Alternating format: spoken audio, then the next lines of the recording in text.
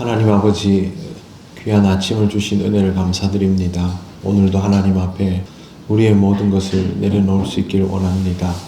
주님 말씀하시고 깨닫게 하옵소서. 예수님 이름으로 기도드립니다. 아멘. 찬송가 373장 하나님께 찬양드립니다.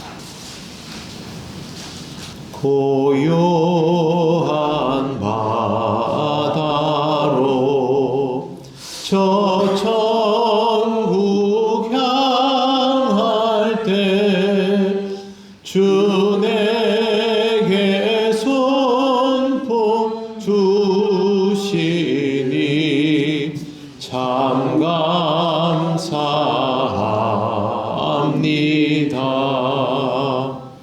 큰 물결이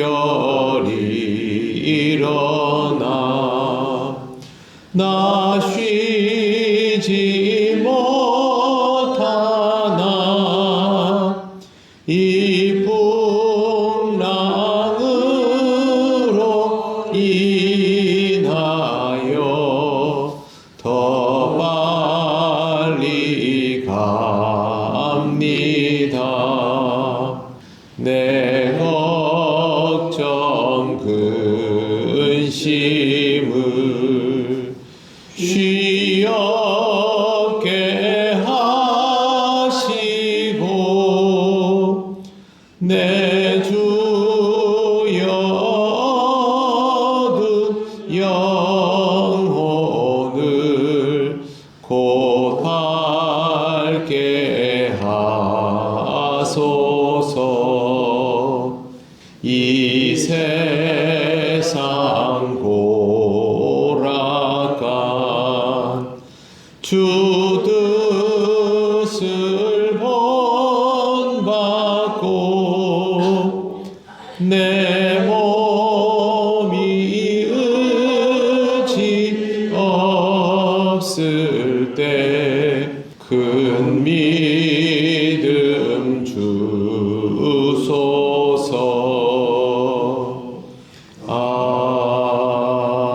아멘. 하나님 말씀 사도행전 27장 39절에서 44절입니다. 한 절씩 교독하겠습니다. 날이 새매 어느 땅인지 알지 못하나 경사진 해안으로 된 항만이 눈에 띄거늘 배를 거기 들여다 댈 수 있는가 의논한 후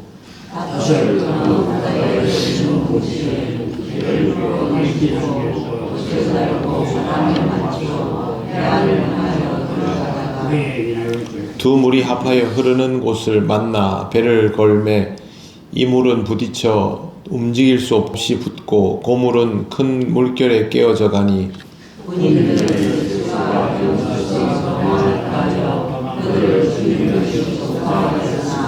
백부장이 바울을 구원하려 하여 그들의 뜻을 막고 헤엄칠 줄 아는 사람들을 명하여 물에 뛰어내려 먼저 육지에 나가게 하고 그 남은 사람들은 널조각 혹은 배 물건에 의지하여 나가게 하니 마침내 사람들이 다 상륙하여 구조되니라. 아멘. 날이 새매 어느 땅인지 알지 못하나 경사진 해안으로 된 항만이 눈에 띄거늘 이라고 되어 있습니다. 드디어 이 배는 육지 가까이로 가게 되었습니다. 문제는 이 배가 크기 때문에 그리고 상태가 굉장히 좋지 않기 때문에 제대로 접안을 할 수 있는가 하는 것입니다. 굉장히 구체적인 기록이 남아있는 것은 누가가 이 배에 승선하고 있기 때문입니다. 사도행전 기록 전체에 누가가 옆에 붙어 있다는 걸 느낄 수 없을 것처럼 삼자적인 관점에서 잘 기록하고 있지만 실제로 이 모든 상황에는 누가의 동행이 이루어지고 있습니다.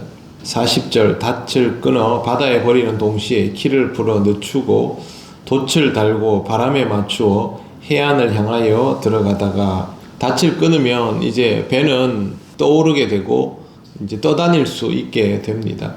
곡식도 바다에 다 버렸고요. 키를 풀어서 늦추고 돛을 달아서 바람의 방향을 맞추어서 해안으로 이동합니다.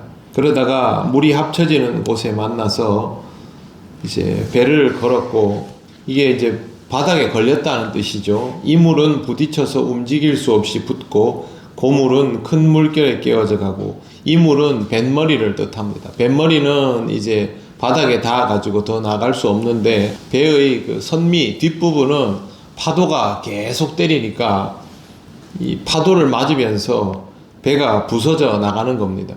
그동안 14일 동안 온갖 파도에 바람에 휘둘려서 물은 먹을 대로 먹었을 것이고 결속력이 다 약해져 있기 때문에 이 배가 부서지는 것은 시간 문제입니다. 그래서 마지막에 나오는 것처럼 오물은 큰 물결에 깨어져 가니 라고 되어 있습니다. 그때 42절 군인들은 죄수가 헤엄쳐서 도망할까 하여 그들을 죽이는 것이 좋다 하였으나 라고 되어 있습니다. 아마 이 배 안에서 상황이 급박하게 돌아가면서부터 죄수들에게 혹시나 뭐 이게 체결되었던 포승줄이나 뭐 포박 같은 것들을 풀어줬을 겁니다. 배가 바람에 막 휘둘릴 때 서로 도와가면서 일을 해야 되기 때문이죠. 그런데 이 죄수들이 탈출을 하게 되면 그 당시의 법은 죄수의 죄를 붙들고 있는 군인들이 그대로 짊어지게 되어 있습니다. 그래서 사형수를 놓치면 사형당하고 절도범을 놓치면 절도에 해당하는 죄를 당하니까 지금 여기서부터는 관리가 안 되지 않습니까? 그러니까 군인들이 이참에 다 죽이자 이렇게 된 것이죠. 자기들이 살아야 되니까. 그런데 백부장이 이것을 막습니다. 43절을 보시면 백부장이 바울을 구원하려 하여 그들의 뜻을 막고 라고 되어 있습니다. 처음부터 친절했던 백부장은 여기에서도 바울을 적극적으로 살리려 합니다. 왜 그렇게 했는지에 대해서는 명확히 나와 있지 않지만 어쨌든 백부장으로 인하여 바울은 여러 가지로 혜택을 많이 보고 있습니다. 중요한 것은 하나님이 말씀하여 주신 일들이 고스란히 이루어져 가고 있다라는 것입니다.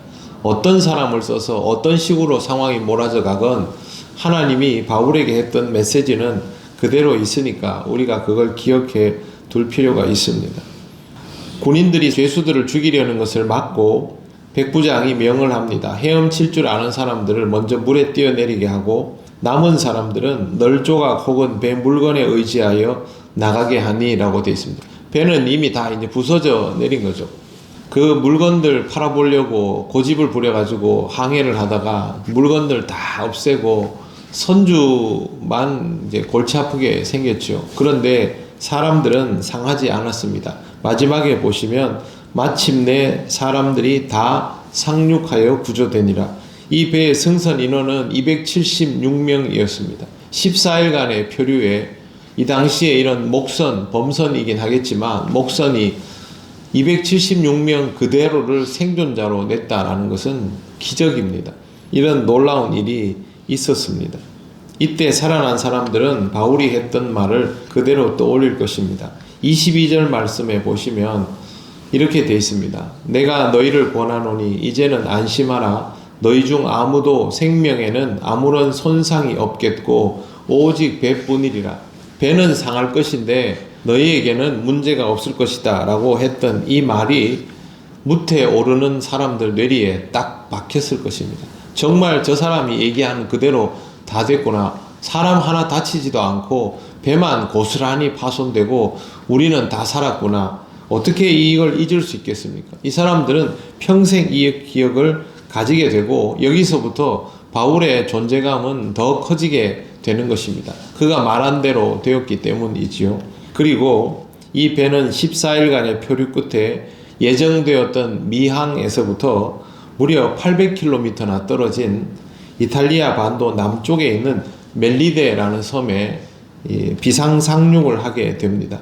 그런데 나중에 보면요, 이게 로마로 더 빨리 가는 여정이 됩니다.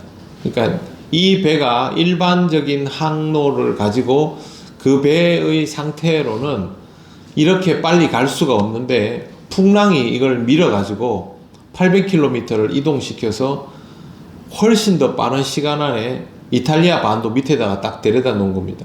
이탈리아 반도에 로마가 있지 않습니까? 그래서 기간이 확 당겨져 버렸습니다. 우연이라고 말하기에는 너무 무섭지 않습니까? 하나님께서 우리에게 이루어 가시는 일들은 우리가 그냥 보면 다 우연인 듯하여도 결국에는 하나님의 말씀대로 이루어지고 하나님의 필요에 따라서 그 시간이 늦추어지기도 하고 당겨지기도 하는 것이죠. 그런데 이런 방법일 거라고는 누구도 예상하지 못했을 것입니다. 바울에게 하나님이 주신 메시지 그대로 일이 이루어졌습니다. 우리는 하나님에게 이런 메시지를 받는 사람들이 아닌데 우리도 받습니다. 왜 받느냐 하면 성경 말씀 속에 바울에게 주신 그런 메시지가 그대로 다 들어있기 때문입니다. 그래서 우리는 늘 메시지를 받는 사람이고 기도하는 우리는 이 말씀이 우리에게 주신 말씀인 것을 아는 사람들입니다. 그러므로 우리는 사람들에게 다른 말을 할 필요가 없습니다. 확실하지 않은 것들을 이야기할 필요가 없습니다. 성경을 말하면 됩니다. 하나님이 이렇게 말씀하셨다. 하나님의 말씀은 그대로 이루어진다. 나는 믿음으로 이 길을 가고 당신들도 믿음으로 이 길을 갈 수 있다면 하나님께서 이루시는 그 일들을 체험하리라. 그것만 얘기하면 됩니다. 바울이 메시지를 받아서 했던 말이 바로 그대로 이루어진 것과 똑같은 일들이 우리의 삶 속에서도 이루어지는 겁니다.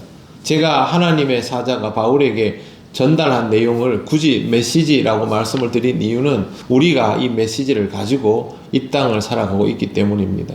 사랑하는 성도 여러분, 하나님의 말씀을 가지고 그 말씀을 받으며 하루하루를 살아갈 수 있도록 거기에 노력을 더 하십시오. 그리고 그 말씀을 다른 사람들에게 그냥 그대로 전하시면 됩니다. 살을 붙일 필요도 없습니다. 말씀은 그대로 이루어집니다. 하나님께서 창조주이시고 섭리자이시기 때문입니다. 어떤 방식으로 바울이 로마로 더 빨리 가게 될지 늦게 가게 될지 그건 하나님이 정하시는 것입니다. 그러나 하나님께서 말씀하신 그대로 아무도 상하지 않고 이 사람들은 그대로 그곳에 향하게 될 것이다. 그건 그대로 이루어지지 않습니까? 과정은 우리가 다 모릅니다. 하나님이 이루시는 결과는 동일합니다. 말씀을 믿고 의지하며 믿음으로 살아가시며 거기에 합당한 응답을 받으며 살아가시기를 바랍니다. 기도드리겠습니다. 하나님 감사합니다. 끝내 바울을 로마로 인도하시고 또 사람들이 예상했던 모든 것들과는 다른 방식으로 인도하시는 것을 보며 하나님의 섭리가 참 헤아릴 수 없고 놀랍다는 것을 느낍니다. 하나님께서 말씀하신 것을 그대로 이루시는 것을 봅니다. 우리에게 주신 말씀도 그대로 이루심을 믿습니다. 우리는 오직 믿음으로 반응하며 이 말씀을 그대로 전하고 말씀이 이루어질 때 그것을 은혜로 누리는 신앙이 되게 하여 주시옵소서. 오늘도 주님 은혜로 살아감을 감사드리며 예수님 이름으로 기도드립니다. 아멘. 하늘에 계신 우리 아버지, 아버지의 이름을 거룩하게 하시며 아버지의 나라가 오게 하시며 아버지의 뜻이 하늘에서와 같이 땅에서도 이루어지게 하소서. 오늘 우리에게 일용할 양식을 주시고 우리가 우리에게 잘못한 사람을 용서하여 준 것 같이 우리 죄를 용서하여 주시고 우리를 시험에 빠지지 않게 하시고 악에서 구하소서. 나라와 권능과 영광이 영원히 아버지의 것입니다. 아멘.